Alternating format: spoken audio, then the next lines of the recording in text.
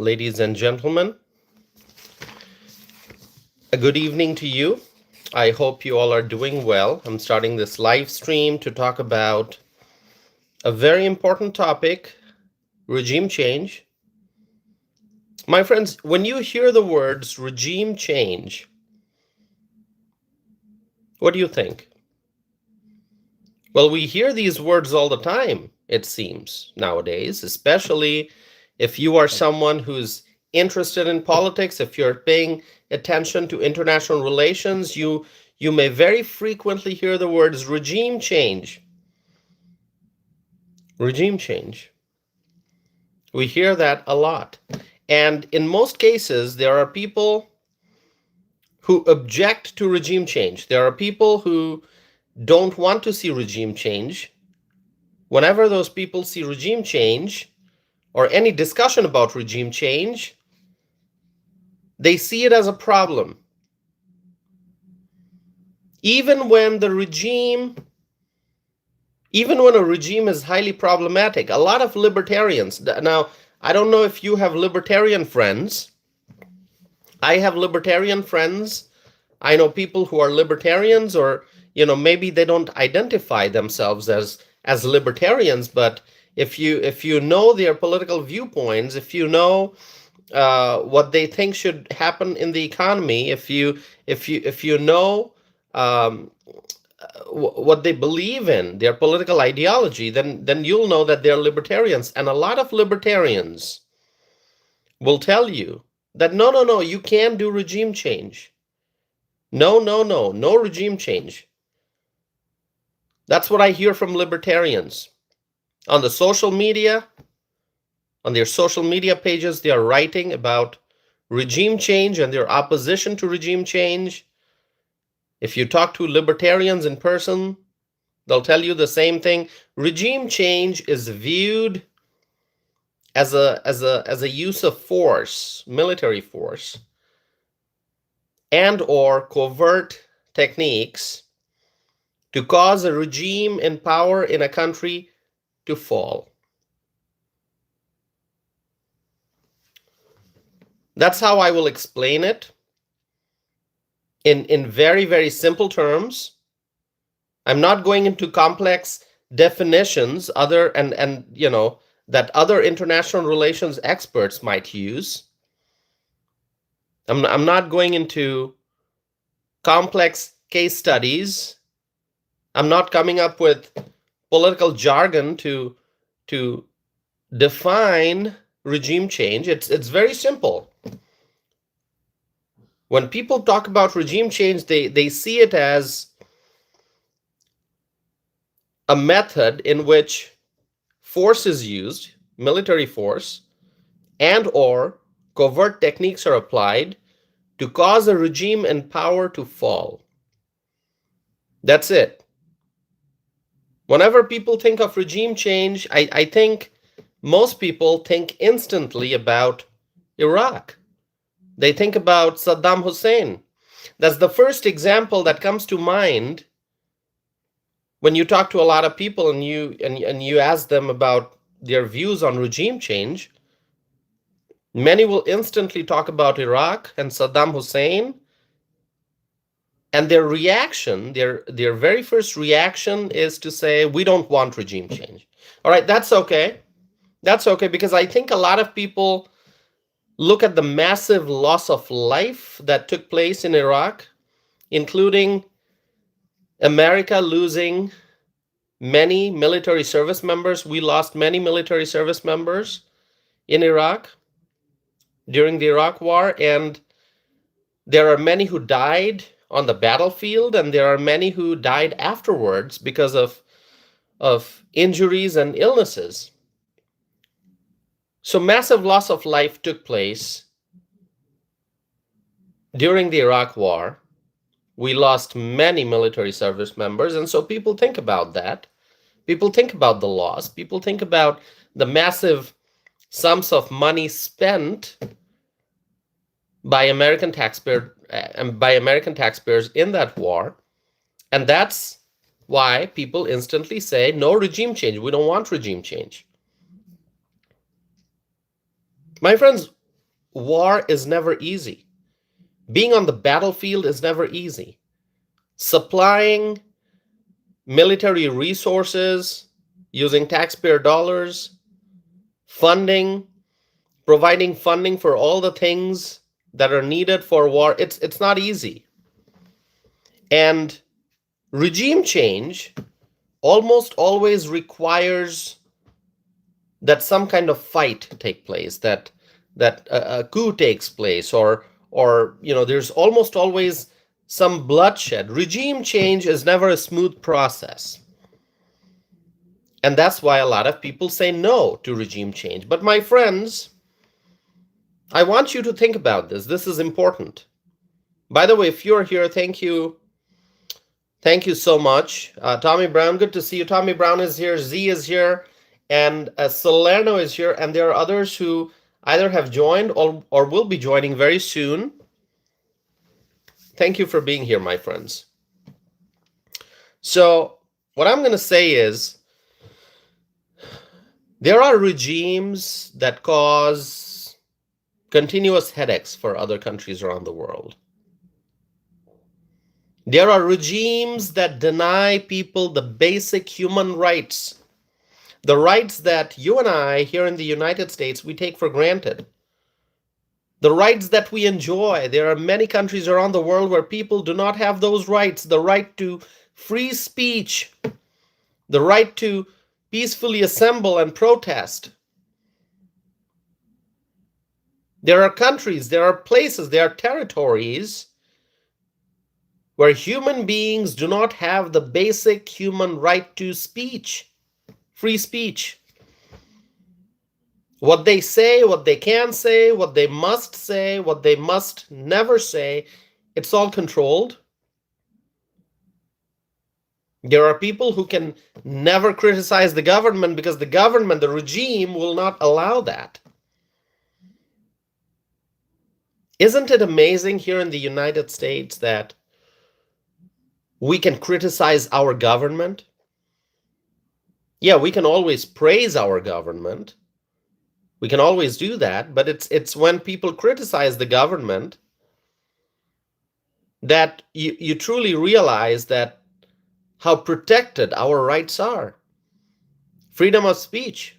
You can criticize your president. You can criticize your members of Congress. You can criticize your governor, your state legislators, your mayor, your city council, your county board, your school board members. You can criticize public officials. You can write columns. You can write letters to editors. You can do videos on social media, live streams like I do. And you can criticize public officials who represent you. You can criticize their policies, their actions, how they vote on legislation. And you got to keep in mind that so many people around the world do not have these rights. The right to free speech, the right to write a letter to the editor or a column criticizing public officials. This is important. So when there's a regime out there somewhere that is denying people the basic human rights, a regime out there that is not only causing trouble for the people in that country, but that regime is also bothering other states in the region, other countries. When there's a regime that disrupts international trade, when there's a regime that is always looking to cause trouble, what do you do? What do you do? Sometimes, my friends, regime change becomes a necessity. I know this term regime change has such a negative, I don't know. I mean, it just, like, people think of negative things when they hear regime change. But sometimes you got to understand this. Sometimes regime change is absolutely necessary. If you have a problematic regime somewhere in this world that is not only oppressing the people in that country, but also causing trouble for other countries in that region or around the world. A regime that is like a thorn that's like poking other countries. What do? Do you say that, oh, there's never going to be regime change? Oh, no, we cannot allow that. Regime change is bad, so let's not do anything. What do you do? What do you do? Sometimes, my friends, regime change becomes a necessity, or at least, if it's not the whole regime, at least the leader in charge of the regime, the number one person, or the number two person, number one and number two, the next in command, or a few top officials, they need to be removed. Even if you're saying, okay, we're not going to do an entire, like a complete 100% regime change, but the troublesome leader or a few troublesome leaders must be removed from power so that changes, positive changes, can take place. So that the regime can transform itself and move away from being a troublemaker and become a regime that, protects the rights of the people. And for that, if the leader needs to be removed from power, or the top 3 or 4 or 5 or 10 leaders need to be removed from power, what do? If the world becomes a better place after regime change in a certain territory, what do you say to that? Do you say, no, we're not going to do regime change? Or would you say, you know what? Regime change is going to make the world a better place, and it's going to improve the lives of the people who are being oppressed by that troublesome regime. What do you do? And in the process, a new leader, a new government is put in place. That's a replacement. And maybe the world becomes a better place. I'm not saying all problems will be solved, but you make a significant transition towards something better. My friends, it might result in a one-time massive expense because obviously, as I said, regime change requires use of force. It often requires military action. It requires, strong intelligence gathering. I mean, there are lots of things that happen behind the scenes. I mean, people can see the action that takes place, like, jets flying and Navy ships and missiles being launched and so on and so forth. People see those things on TV, whatever people can see on TV screens, live reports. But there's a lot that happens behind the scenes: the planning, the intelligence gathering, the information sharing.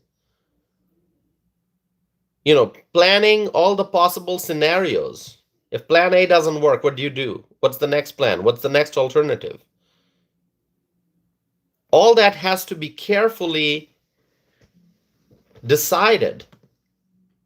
So much of details go into the planning before the execution, before the plan is executed, right? So it might result in a massive one-time expense, but it might also lead to long-term benefits. Not every regime change operation ends up like Iraq. You look at Iraq and you think, oh, regime change means years and years of military conflict and bloodshed and lives being lost and service members being injured and just a nightmare situation. No, do not take Iraq as an example all the time. People learn from the mistakes. By the way, Michael Brown is here. Michael Brown from Australia. Good to see you, Michael Brown. Matthew Gonzalez is here. Matthew, good to see you. And there are others who are tuning in. Thank you so very much for being here, my friends. Just make sure you like the video. Hit the like button, please. Hit the like button. Michael Brown, good to see you. How are you doing, Michael Brown? That's our friend from Australia, who's a part of this amazing community that we have, where we talk about social and political issues, domestic and international. So Michael Brown is here. Michael Brown, if you have any thoughts you want to share, please go ahead and do that. It's good to see you here. You can see Manuel is saying regime changes never work. So Manuel, as I understand, doesn't agree with me. Manuel is saying regime changes never work. That's a strong statement right there. Are you 100% sure, Manuel, that regime changes never work? I mean, are you going to use that strong of a word, never? Like, are you saying, oh, if you do a regime change, oh, it's not going to work? And that applies to any and all efforts pertaining to regime change. Are you just drawing that giant conclusion that it never works? No exceptions? Is that what you're saying, Manuel? Manuel is saying we have no allies. Manuel, that is an absolutely wrong statement. I don't know why you would write that. What do you mean by we? Are you referring to the United States of America? You're saying that we do not have allies? What world are you living in, Manuel? Do you know how many, I mean, keeping the entire world aside, do you know that the Gulf states, just talk about the Gulf states, all right? I'm just, because all the attention is now on the Gulf states, right? Okay, United Arab Emirates, Saudi Arabia, okay, Bahrain. Talk about the Gulf states. Do you know that the Gulf states are our allies? Do you know that Saudi Arabia has been named a major non-NATO ally? And President Trump did that? Recognized Saudi Arabia as a major non-NATO ally? And about Qatar, what am I going to say? Qatar is one of the strongest allies that we have, not just in the Middle East, but in the world. And you're saying we have no allies? What about the European countries? What about Italy?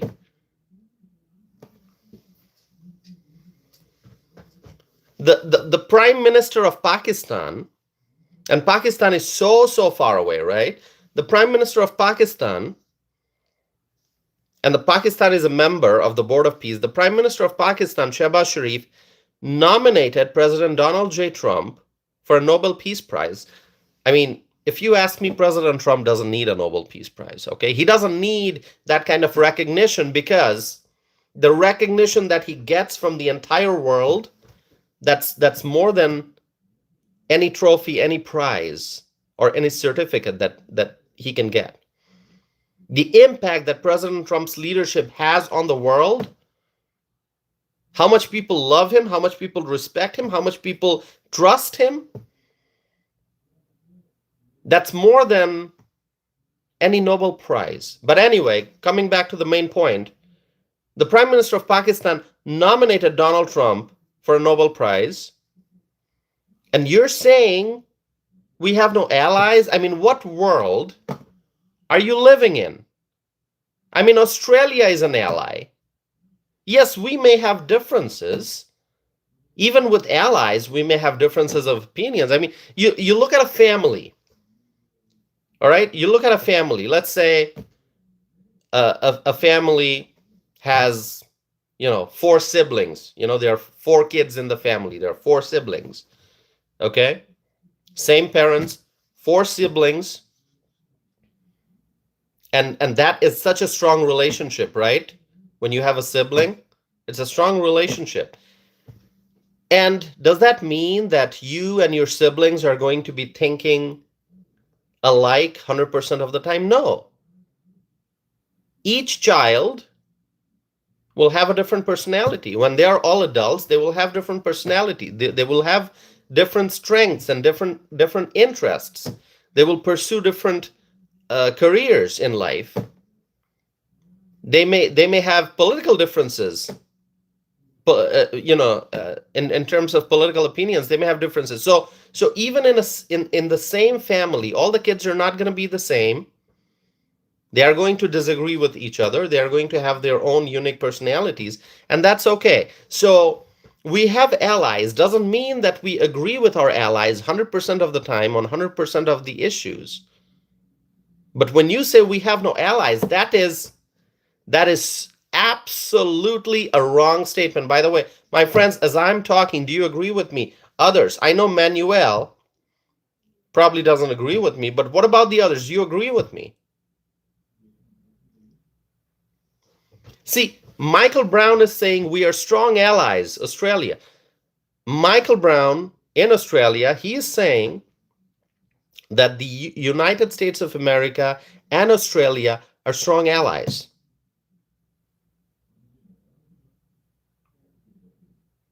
Thank you, Michael Brown. Thank you for writing that statement. It's obvious, but there are some things that, no matter how obvious those facts are, those facts need to be stated and restated for people to read and understand. Z, thank you. Z is writing agree.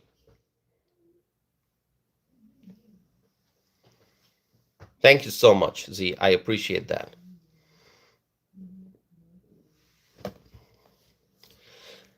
Okay, someone's saying you still have allies, but they don't trust you anymore like they used to. Okay.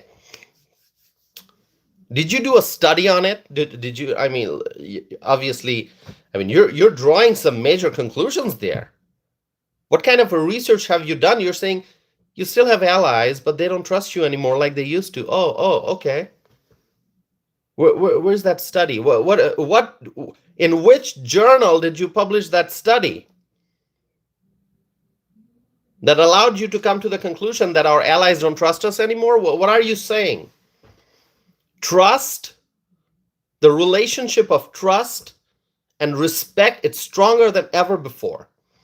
The relationship that we have with Qatar, the relationship that we have with Saudi Arabia, the relationship that we have with other countries,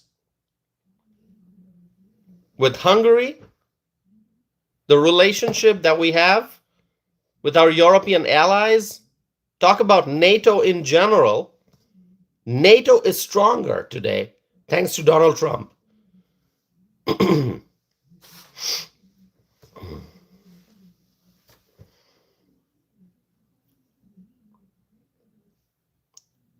You just look at the Board of Peace. That's all you have to do. Look at the Board of Peace. Look at the list of countries. Countries from Asia, countries from Europe,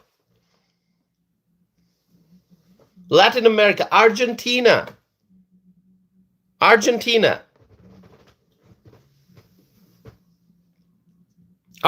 is a strong ally. On every continent, you're going to find strong allies. Argentina is a friend of the United States. Italy is a friend of the United States. The Gulf states. Talk about Jordan.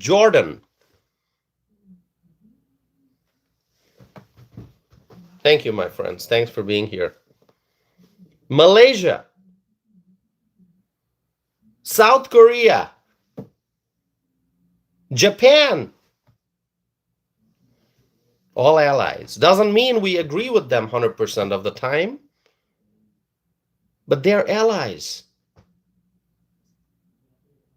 And each of these relationships, talk about the bilateral relationship with each of these countries. It's a relationship of trust, of respect.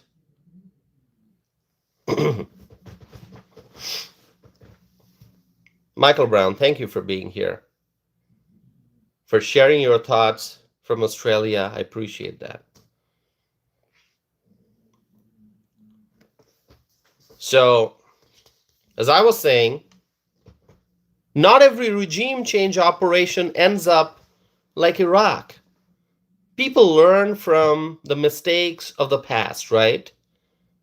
Not every military operation is going to be a success. There's no guarantee of success 100% of the time. Mistakes can be made. There can be flaws in strategies. There can be flaws in intelligence gathering. There may be miscalculations. Mistakes can happen and losses do occur, but we learn, we recover from those losses. We learn from the mistakes. I mean, look at Venezuela. Look at Venezuela. Due to the Trump administration's strong action, the leader of Venezuela, no longer leader, former leader now, former leader Nicolas Maduro, no longer in a leadership position in Venezuela. He's in the United States, in jail, behind bars. Nicolas Maduro was removed. What a swift operation that was. What a powerful and swift and strong operation that was. Nicolas Maduro removed from power, not just him, but also his wife. Removed from Venezuela, arrested, brought back to the United States. Nicolas Maduro and his wife removed from power, and they are now in the United States, being charged with crimes. Would you call that regime change? Karina is here. Karina, thanks for being here. Karina, thank you for being here. Others who are here, Tommy Brown's here. Who else is here? Salerno, always appreciate you being here, Salerno. Thanks to all those who are here. Thanks to all those who have just subscribed to stay connected. Appreciate that very much. My friends, what would you call? What conclusion would you draw about the military action in Venezuela to catch Nicolas Maduro? U.S. action, powerful U.S. action. What would you call that? Would you call that regime change? Some might say that it's regime change. But I don't think it was regime change. Not fully. A regime change was not necessary in that case, because if you think about it, that regime is still in power, but the head of the regime has been removed. All the others are there, but the head of the regime, the person at the very top, the person who is calling all the shots, the person who is making all the decisions, the person who is causing so much of headache for the United States. Nicolas Maduro, who was hurting the U.S., Nicolas Maduro, his actions were hurting our people, hurting Americans. And now Nicolas Maduro has been removed, but his regime is in power. But major changes have taken place. Major changes have taken place. The head of the regime has been removed, and this action, along with some other international pressures, were enough to make the regime, the Venezuelan regime, to start cooperating with the United States. So you can call it a regime change. I don't think it was, because the regime is still there. But, you know, the nature of the regime has changed. The new leader, Delcy Rodriguez, has an entirely different approach to the United States. In fact, I don't know if you've seen that, but our Interior Secretary, Doug Burgum, President Trump's cabinet member, Doug Burgum, Interior Secretary, visited Venezuela, and Secretary Burgum and the interim president of Venezuela, Delcy Rodriguez, publicly delivered remarks standing next to each other. So I don't know how you would define that. The action that the Trump administration undertook in Venezuela, was that regime change? Probably not, but whatever it was, it worked. It worked. The government of Venezuela right now is quite well behaved, especially towards the United States, compared to how they used to behave previously. How the regime used to behave when Nicolas Maduro was in charge. Things have changed a lot. So my friends, now let's get your thoughts on this on this matter. Do you support what President Trump did in terms of Venezuela? The fact that he authorized that operation to remove Nicolas Maduro from power and to bring him to the US to be charged with crimes. Do you support that? I support it. I support the US military action. I support the fact that Nicolas Maduro was arrested as he should be, and he is now behind bars, and the world is a better place as a result. Do you support that? Just give me the thumbs up, or say yes, or say agree. We got a comment here. Yes, it was remarkable. My friends, share your thoughts with me. 25 likes on this video so far. That number can go up. That number can increase. Hit the like button. Send a message that you support this channel. Z is giving me the thumbs up. Thank you, Z. Others, please do the same. And subscribe to stay connected. I have more to talk about. Do not go anywhere. I have a lot more to discuss. I appreciate the fact that you all are here. My friends,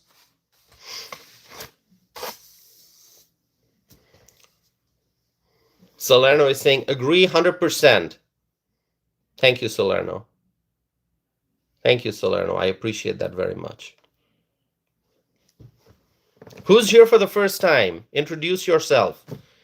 Okay. Let me read some comments before I continue. Introduce yourself. Let's have a conversation. Let's have a chat.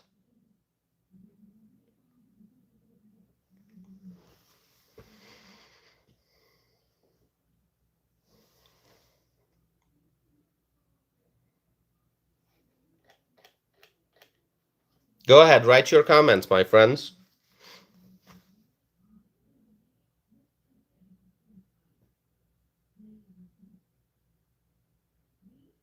Go ahead.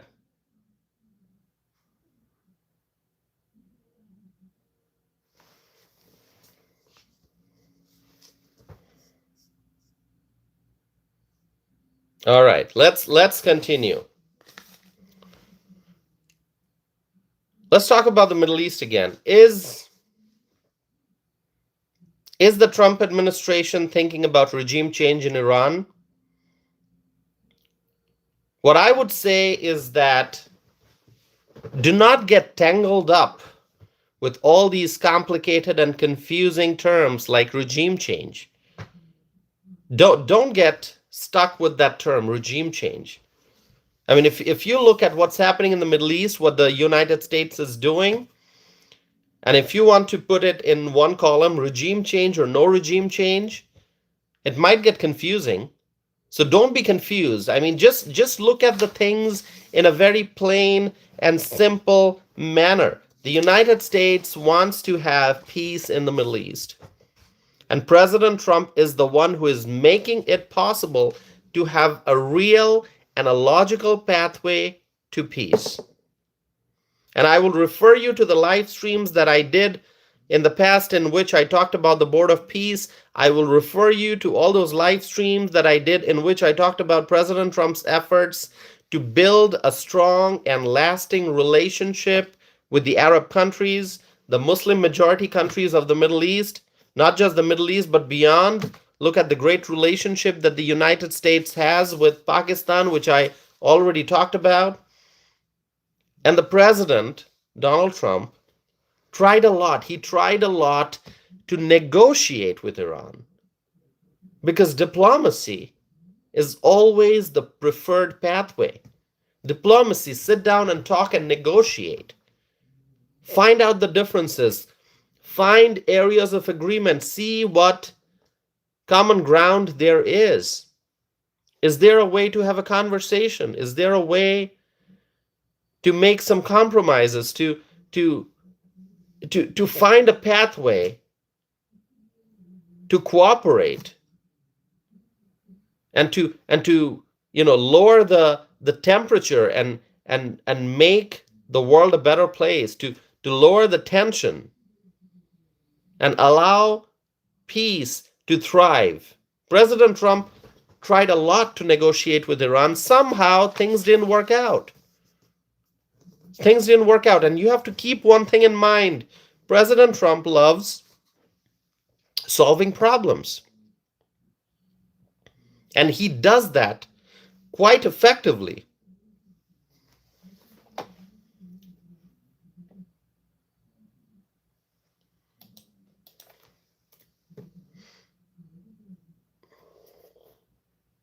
President Trump loves to solve problems, and he does that quite effectively. Sometimes, my friend, sometimes diplomacy and negotiations and talks back and forth do not work.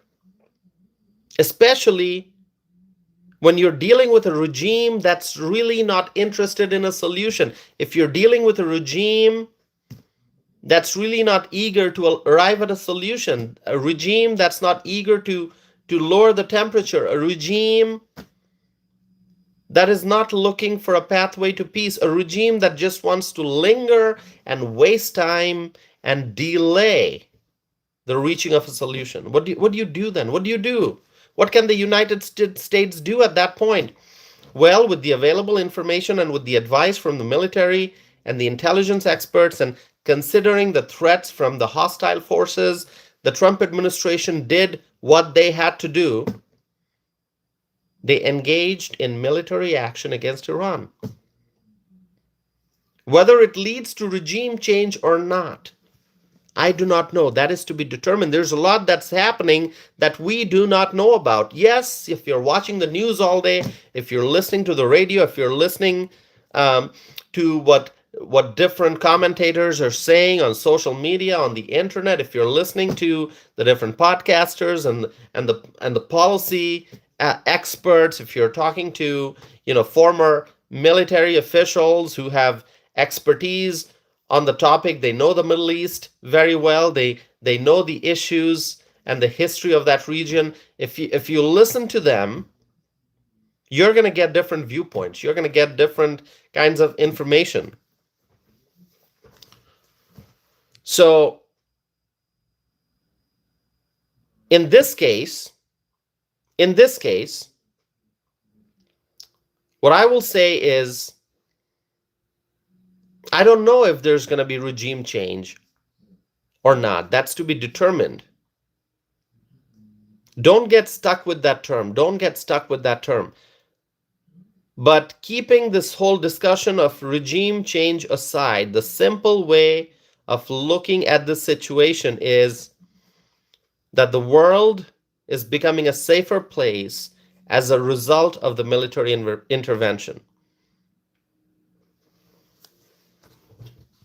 Do you agree with me?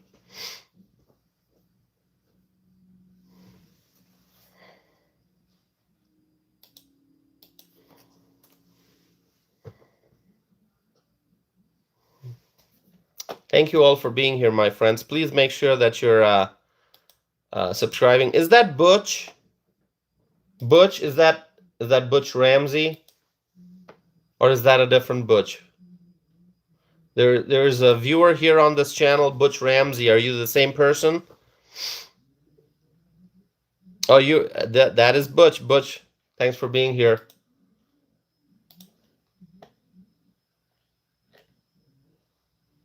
Haven't seen you in a while, Butch. Okay, someone's asking, is the healthcare free? Is the healthcare free? Ah, you're asking about the US. You're asking if the healthcare is free. Uh, you mean the services provided by a doctor? Is that supposed to be free? The services provided by a nurse?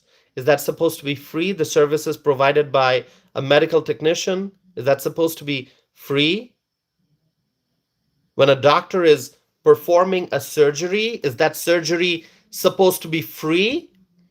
And if those services are free, then how does the doctor get compensated? How does the nurse get compensated? How does the surgeon who spent years going to medical school and then went through residency and has to keep up with continuing education to learn about the latest developments in the field of medical science,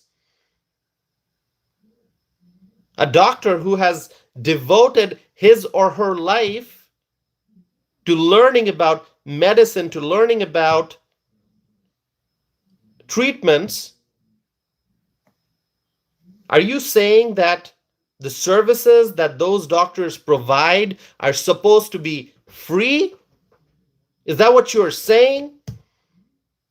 If I'm a doctor and I go to medical school, I pay the fees, I work hard, stay up at night, study day and night, appear for exams, and then I get good grades, and then I complete medical school, then I do residency, then I'm learning, going to conferences and seminars, talking to other doctors, learning about what the latest technologies are, what the latest treatments are. At the same time, the researchers are working on developing new treatments, discovering new medicines, new solutions for the medical problems that people face. So the researchers are investing time and energy and money into coming up with treatments and medications. The doctors are getting more and more training, gaining more experience after investing so much of time and energy and money into going to medical school and getting those degrees. And then when the doctor treats the patients, are you saying that those services are supposed to be free? What does free healthcare even mean? What is free in this world? Can you tell me? What is free? They say, oh, free healthcare. Is there anything in the world that is free?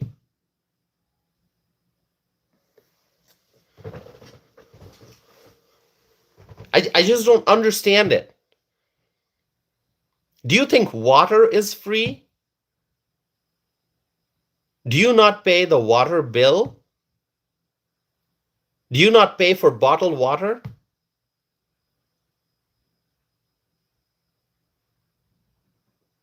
So, what does free healthcare mean? Exactly. Michael Brown is saying we pay for healthcare through our taxes. So somebody is paying for it. Somebody is paying for it. If you're not paying for healthcare services when you go see your doctor, you're still paying for it indirectly through your taxes, which means if you are in one of those societies where people get free healthcare, you're probably paying a lot of money in the form of taxes. And what are you exactly doing? You are allowing the government to play a greater role, a bigger role in your life by letting the government, by letting the bureaucrats control how your tax dollars get spent. Instead, wouldn't you prefer to have a thriving market economy where you, an individual, you can go and shop for the services that you want. You can go and decide which doctor you want to see. You decide what facility you want to be treated in. You make the decision. Isn't that better than just paying a whole bunch of money in taxes to your government and allowing the bureaucrats to make the decisions for your healthcare, and you're going to claim, oh, I get free healthcare? Don't allow socialism. Do not allow socialism to take over. Do not allow socialism to grow, because socialism leads to communism, where government takes over private property. There are no property rights. No one owns anything. Communism. Don't allow that. Don't allow that. Salerno is saying nothing is free. Salerno, you're absolutely correct. Nothing is free. Even the roads that you drive on, you're paying for it. You may not pay for it as you're driving, but you are paying for it through your taxes. Nothing's free.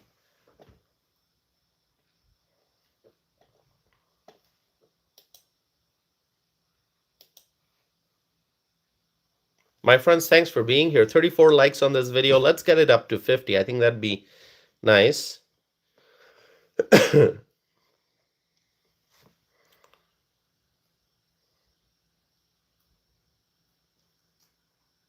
Michael Brown, you mentioned about you undergoing treatment. Michael Brown, we're gonna keep you in our prayers. And you know, I've said this before. We're gonna keep you in our prayers. The health challenges that you've dealt with. I don't know if you have ongoing healthcare issues, but I'm gonna pray for you, and I would ask others watching this to keep our friend Michael Brown in your prayers, in your thoughts, in your prayers. And Michael Brown, we truly appreciate you. We truly appreciate you being here and being a part of this community. All right.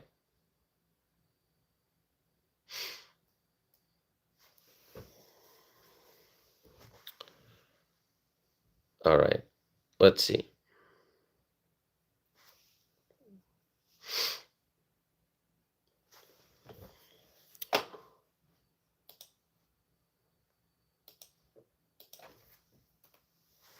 Thanks to all those who are here. Okay, so let me continue.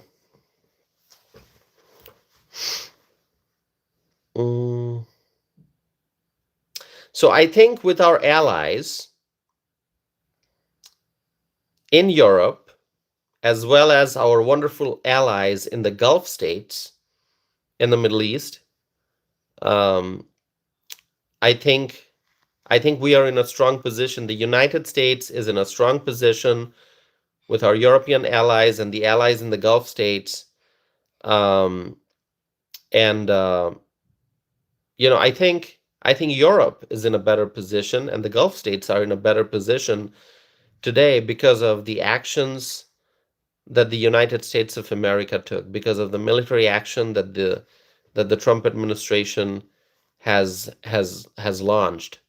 All right.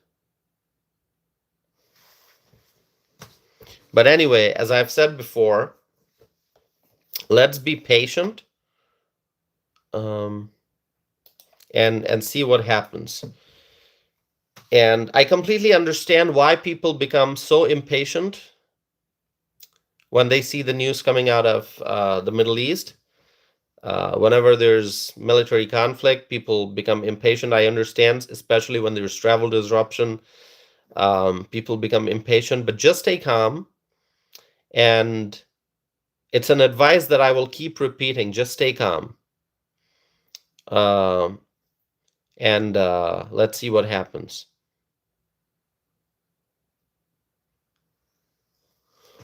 Michael Brown, Michael, I see your message. I see your message, Michael. Michael, would you send me an email if you want to? Just so I have your email address. Would you send me an email? Please do so. Let me write my. Okay, this is my email address, Michael. If you send me an email, I will have yours. Um, because sometimes we may be thinking, okay, how's Michael Brown doing? How are things going? And there's if you don't appear, if your name doesn't pop up in the live chat, there's really no way for us to reach out to you. So if you send me an email, that'd be great, Michael Brown. Okay.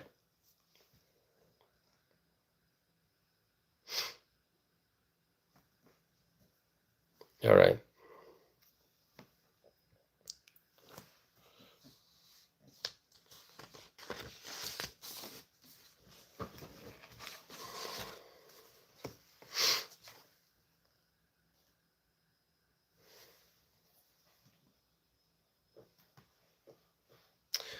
Okay.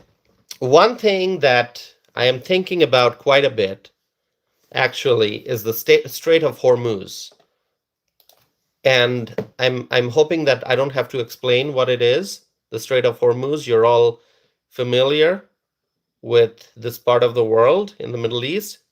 If you're not, just look it up on a map and you'll be able to understand, just as you see the map, you'll be able to understand why the Strait of Hormuz is so important. Um, I can tell you that the Trump administration knows what they're doing. Uh, and just feel confident that the Trump administration is ready for any and all scenarios. The US Navy could soon start escorting commercial ships. Okay, so we're talking about commercial vessels, oil tankers through the Strait of Hormuz. I know people are worried about disruption in the flow of oil because energy is important, energy is needed in every corner of the world. And so if the flow of energy, if the flow of oil gets disrupted, um, that could be a big problem. And so people are worried about what's happening in the Strait of Hormuz as this war continues in the Middle East. But I am, I'm relieved and I feel confident upon hearing that the United States Navy could soon start escorting commercial ships through the Strait of Hormuz. I know that oil price has gone up. It has jumped quite a bit. Uh, but you know what? It's the situation can be brought under control. So what I will say is do not panic. Do not panic. And things will get better. Just give it some time, okay?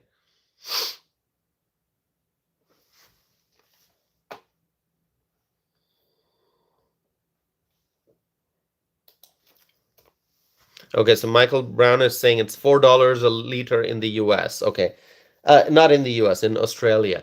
I actually grew up using those measurements like liter, okay? Now in the US, for so many years I'm more used to like gallons, gallons. Gallons and miles, okay? But Australia it's still uh, liters and kilometers, right? And Celsius, not Fahrenheit. Um, where I grew up, uh, the unit of measurement is Celsius, but now in the US, I'm so used to Fahrenheit, right? All right. So, Michael Brown, when you say $4, $4 Australian per liter, is that a significant increase? What would you say is the normal?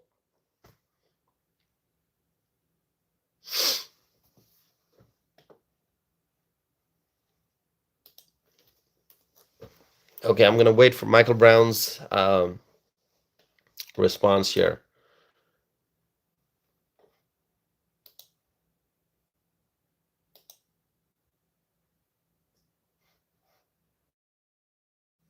Go ahead.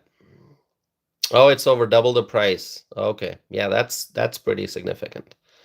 Um, and did that like happen overnight, Michael? Would you say like in Not exactly overnight, but would you say in matter of like 72 hours you saw that jump? Salerno paid $3.15 in New Jersey. That's not too bad. Salerno. I paid 3.19 actually in Madison. Um, just 2 days ago it was 2.99, so it was just under $3. Michael Brown is saying we normally average around 1.8 a liter. Okay. All right. Oh, it happened pretty fast. Okay. Yeah. Yes, the gas price did jump quite a bit. But you know what? Here in Wisconsin, as I paid $3.19 per gallon today, $3.19 per gallon. So $3.19 per gallon.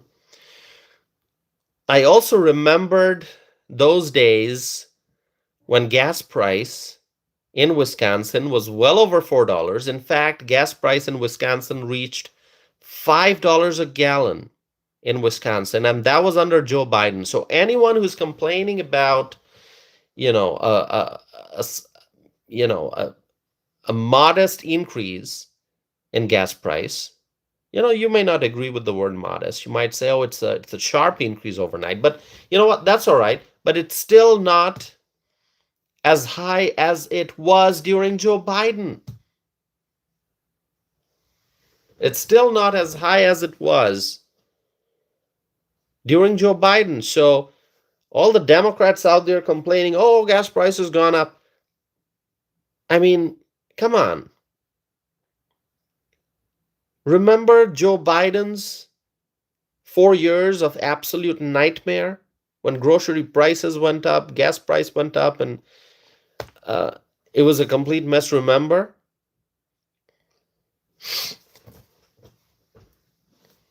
And the Democrats, when they complain about the price of oil, when they complain about the price of gasoline, you got to remind them that they don't even like oil. They don't even like gasoline. They can listen, they can get all your energy from solar panels and wind turbines. Just point them in that direction. If the Democrats complain about gas price, if they say, "Oh, oil is expensive. It's $90 a barrel or whatever," and it's expensive. Well, just go use your solar panel. Go use the green energy that you so dearly love. The green energy, solar panels, wind turbines.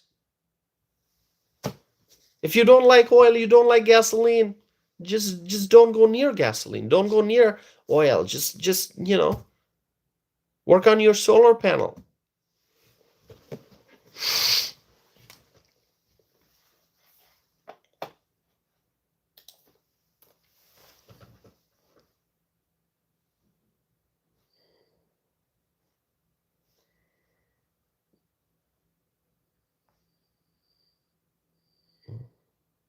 So Butch, are you saying that gas price went down?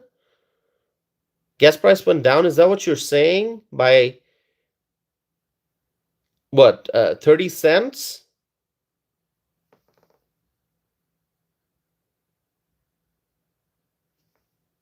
Evelyn's here. Evelyn, good to see you. Thanks for being here. Our friend Terry Dunlap is here. Everyone, listen, I want you to pause and say hello to our friend Terry Dunlap from the great state of South Dakota. Terry is here. So good to see Terry's name pop up. It's been a while. Our friend Terry Dunlap. I hope you all remember. Terry and I actually had a nice meeting. That was in December when Terry was visiting Wisconsin.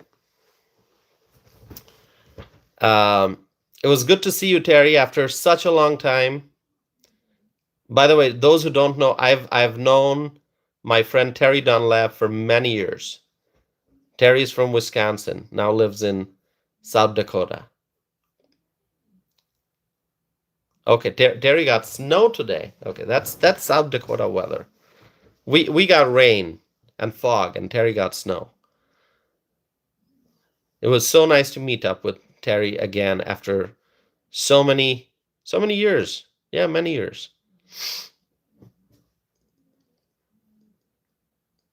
All right. Z is saying rain all day. Z knows all about Wisconsin weather because Z is in La Crosse. Am I correct? Z, are you in La Crosse or on Alaska? I know you're in the La Crosse area, but is that in La Crosse or on Alaska or maybe Toma? Z is in La Crosse. All right, La Crosse. By the way, La Crosse is such a beautiful place. Such a beautiful place.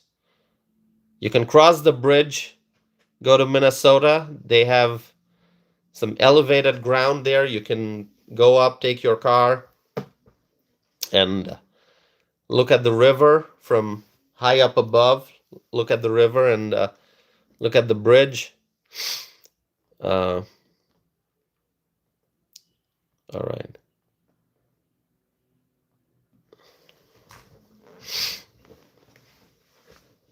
Yeah, Z says it's beautiful. It is beautiful. La Crosse is beautiful. All right, questions for me about regime change, about Middle East, about Venezuela, anything else, about oil, about green energy? Got any questions about green energy? You can let me know.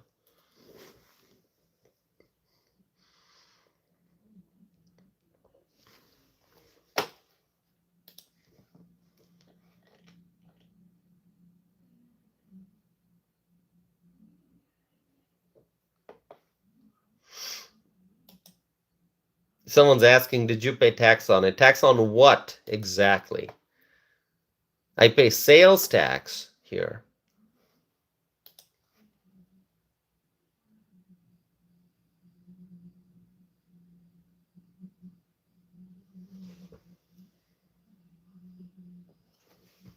Butch is saying, talk about green new scam. The green new scam.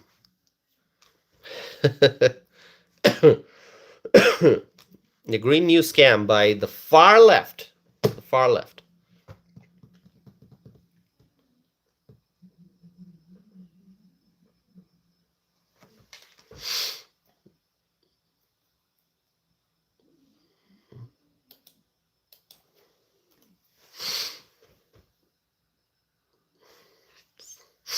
All right, my friends. 53 likes. Wow, we crossed 50. That's wonderful. 53 likes on this video. That's great.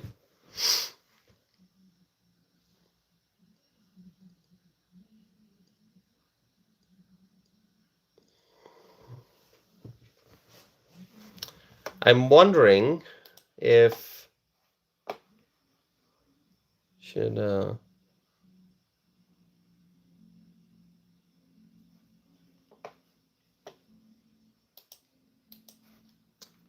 yeah, who's a new subscriber here? Let's see. If you are a new subscriber, let me know. If you're here for the first time.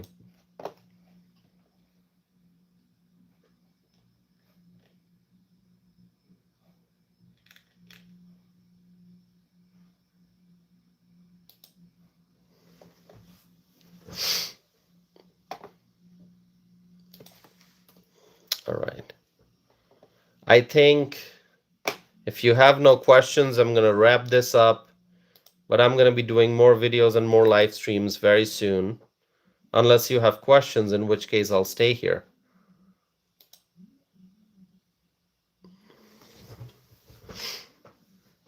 Evelyn says, happy subscriber here. Evelyn's been a friend of this community for a long time. Evelyn, thanks for being here. You know, I have put this in subscriber only mode, as you can see at the very beginning, just to make sure that people who are commenting here are here for meaningful participation, not just trolling. And so I think it's working well. Okay, somebody wants to know more about me. Okay, you can read all about me if you go to my website. Okay, if you want to know my biography, you're gonna find uh, um, a brief but not so brief biography. If you go to my website, check it out. I would appreciate that. Salerno says, how about Cuba? Yes, I am going to be talking about Cuba. Salerno, it's going to have to be a different live stream. I feel like there's so much to talk about Cuba. I think all eyes are going to be on Cuba very soon. People have a lot of questions about Cuba, what the United States might do or might not do. Is there going to be regime change in Cuba or not? What kind of action will be taken? Are the pathways to diplomacy still available, or is there going to be some kind of military action, or is there going to be some kind of other action? I don't know. Cuba, the land of Fidel Castro. Okay, Castro is not there, but it's by the way, Cuba is a beautiful place. It's a beautiful place, but it is so sad to see the kind of pain and suffering that the people of Cuba have to experience because of the government, because of the regime in power. Not a democratic society, not a democratic regime. In Cuba, the people of Cuba are desperate for freedom. They want a free society. They want freedom. They want freedom of speech. They want to enjoy a nice capitalistic free market economy, but Cuba doesn't have that. And so what is the president going to be doing? President Trump, what decision will he take regarding Cuba? We have to see, but you know what? Cuba by now has seen what happened in Venezuela. Cuba has seen by now how strong President Trump's actions and decisions are. So I hope that Cuba, the leaders running Cuba, will come to the table and talk and engage in diplomacy. I hope that happens. Otherwise, there might be strong action. Who knows? We can only keep guessing.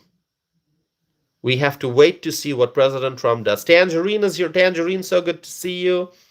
Aaron also joined. Aaron is here from Canada. Whenever I see Aaron, I feel like asking about Alberta. What's going on in Alberta? Is Alberta going to be free? The people of Alberta in Canada, I'm talking about Alberta, the province. The people who are living in that province in Alberta, they're desperate for freedom. They don't want to be a part of the rest of Canada. They want to be free. They want to separate themselves. They want to be independent. They want to detach themselves from the rest of Canada. There's a strong desire. If you go to Alberta and you talk to the people there, if you ask them, I don't know if somebody has done street interviews, like, go around with a mic, ask people questions. But if you go to Alberta and you ask people questions, if you say, excuse me, can I talk to you for a second? What do you think about the separatist movement? Do you think Alberta should be its own land and not part of the rest of Canada? You know what? Most of the people are likely to say, yes, we want freedom in Alberta. And that's why that movement is gaining momentum. And I know that sometime in May is the deadline for the signatures to be collected. There's a big threshold. Thousands and tens of thousands of signatures will have to be collected. I mean, that petition, that process is long. Is there going to be a referendum? We'll have to wait and see.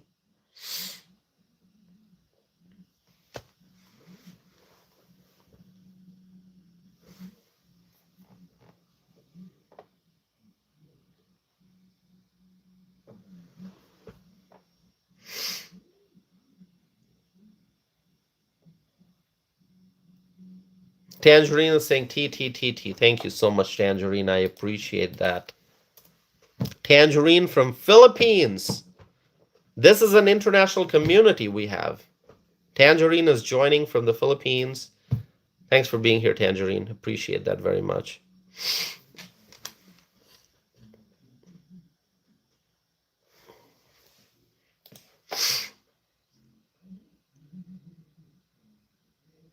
Oh, Terry, my friend Terry is saying Eastern Washington wants to join Oregon. That's going to be awesome. I'm going to have to look that up. How did I miss that news? Did I not pay attention? I know there was something going on with Idaho, right? Washington and Idaho. It's called the Greater Idaho Movement. I think I talked about that, the Greater Idaho Movement. Oh, that's Oregon and Idaho. Sorry, I said Washington by mistake. Oregon and Idaho, the Greater Idaho Movement. But did you say Eastern Washington wants to join Oregon? Is that what you said, Terry? Oh, Idaho, right? That's what I'm thinking. Yeah, I know about that. That's so I know that's part of Oregon that wants to join Idaho. Are you saying Eastern Washington wants to join Idaho?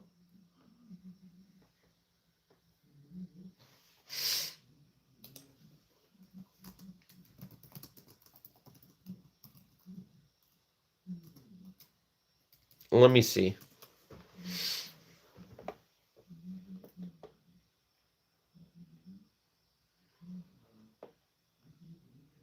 Oh yeah, it's I think it's Eastern Washington too, right? Hold on a second, I'm gonna look.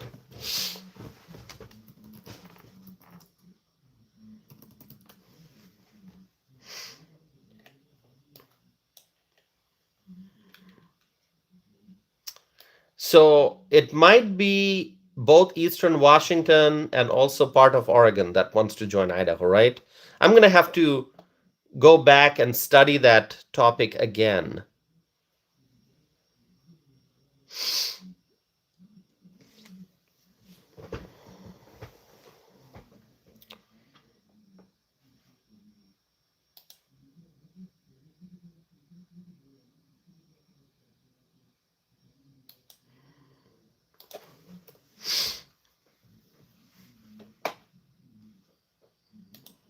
Hold on a second.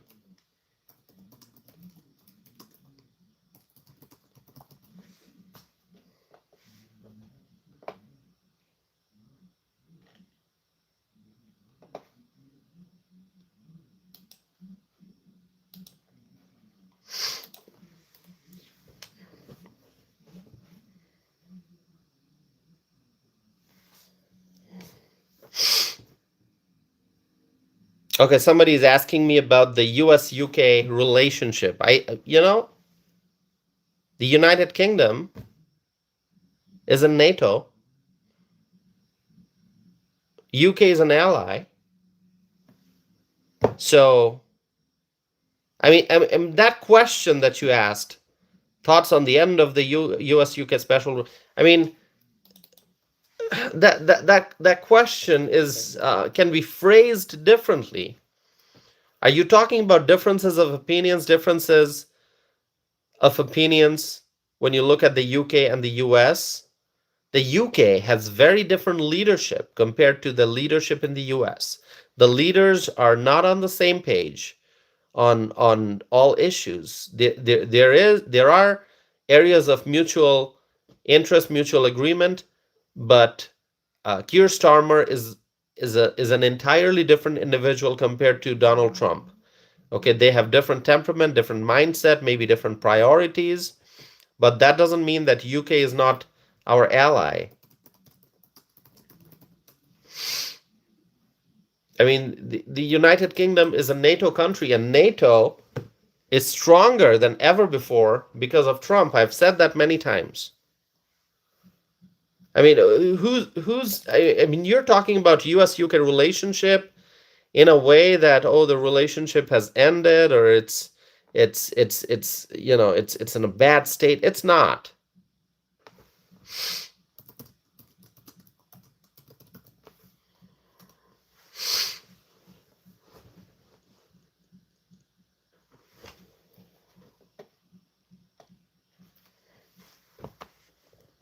I mean that question, I don't think that the question is appropriately written. Okay? End of the US UK special relationship. I mean, listen, any relationship, whether it's a relationship between two countries, it's a relationship between two individuals, relationships evolve over time. Relationships and the dynamics can change. Okay? Let's say you have a friend. Okay? You have a friend, and your friendship started when you were in college. And now, 20 years later, do you think those two individuals, you and your friend, your relationship is the exact same as it was when you were in college? No. Certain things improve, certain things change, you know. Relationship can get better, or maybe you're going to drift away from your friend and maybe only talk or meet once a year. Who knows? Things change. I mean, I have childhood friends who I, you know, don't talk to much anymore because, they are busy with their lives. I'm busy with my life, and a lot of my friends are in other parts of the world, thousands of miles away from me. So maybe I wish them happy birthday, happy new year, special occasions, but we don't communicate every day. We don't, see each other every day like we used to when we were all in school together. So, relationships change, and the same is true for countries.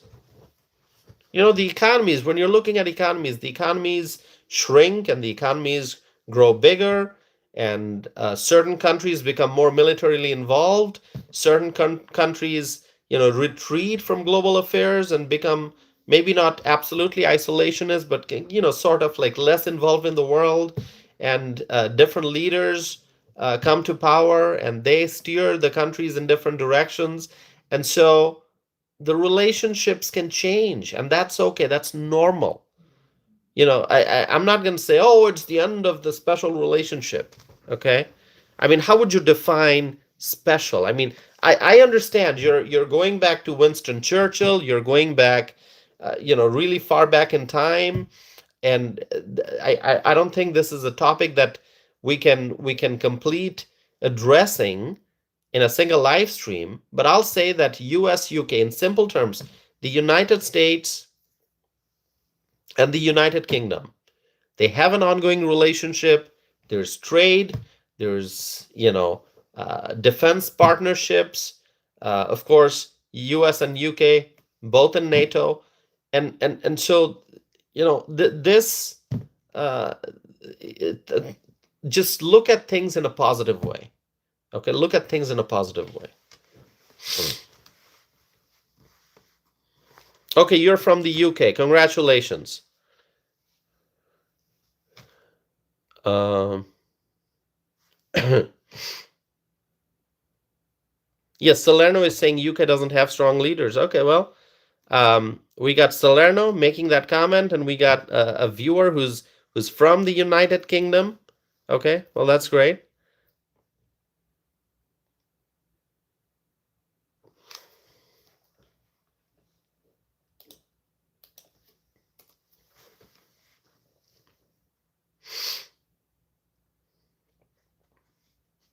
Okay, let me ask you, which country do you think has, between these two countries, Canada and the UK, which country has stronger leaders? That's a question. You're going to have to answer. All those who are watching, you're going to have to answer. Which country has stronger leaders? Canada or the United Kingdom? I'm going to let you answer that.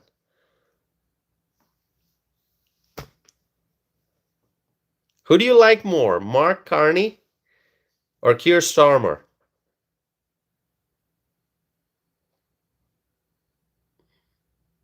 Evelyn is laughing. Evelyn understands the significance of this question.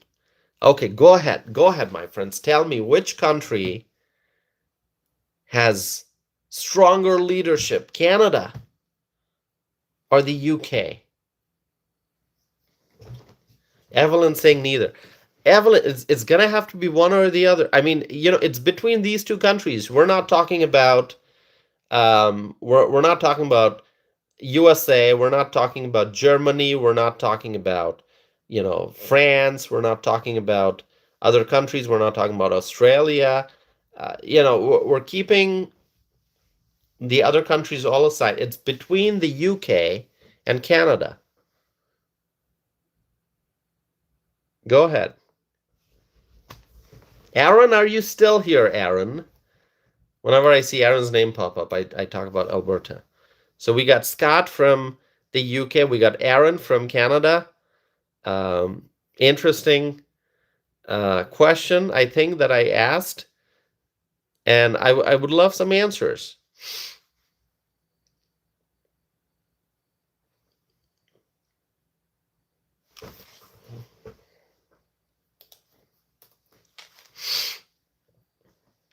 Yeah, let's get some answers.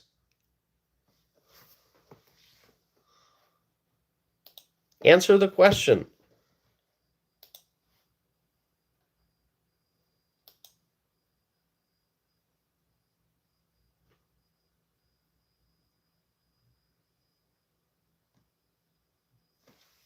Butch, I see your answers. I'm laughing. All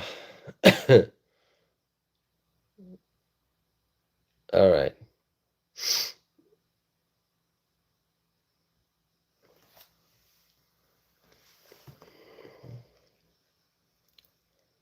Go ahead, my friends.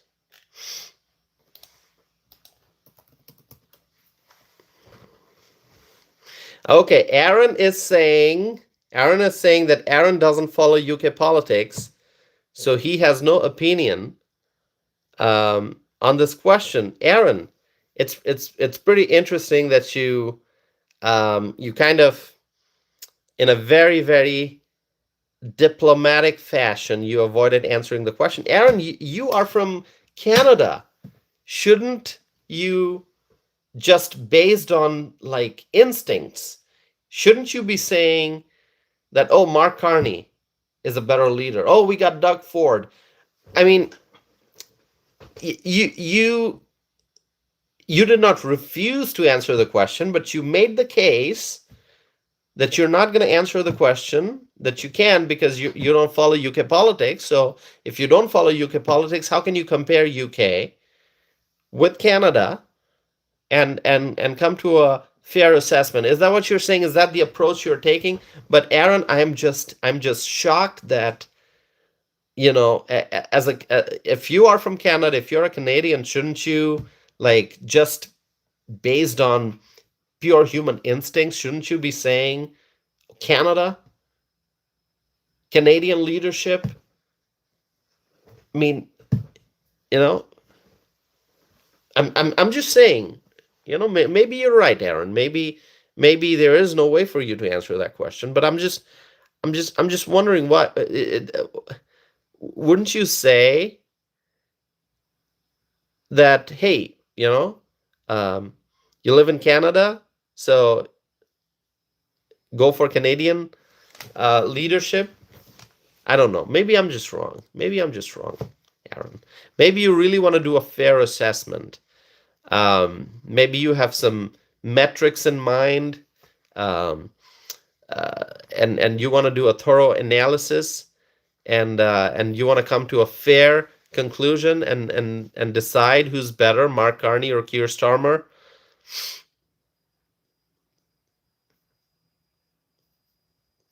Okay, and I'm not talking about just the prime ministers. You can, I said leadership. It could be just the overall administration in power.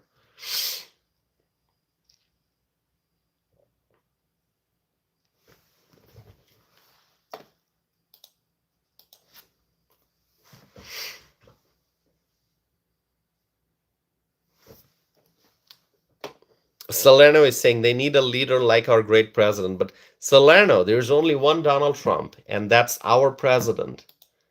That's our president, and we're proud of him very, very much. Okay, all right. So let me see. Maybe I'll do a live stream again, but perhaps I should wrap this one up, right? What do you say? Maybe wrap up this live stream, and um, I'll come back and do another one soon. All right. So, my friends, thank you so very much for being here. I appreciate you all. Let's continue to pray for our U.S. military service members who are deployed, who are putting their own lives at risk to protect our country. Let's pray for our U.S. military service members, and let's pray for the Trump administration so that they can make all the right decisions for our country and to promote peace around the world. So, my friends, thank you so very much. I'm going to wrap up this live stream, but I will be back again with more videos and more live streams, okay? So, have a good night, and I'll see you soon. May God bless you all. Thank you so very much.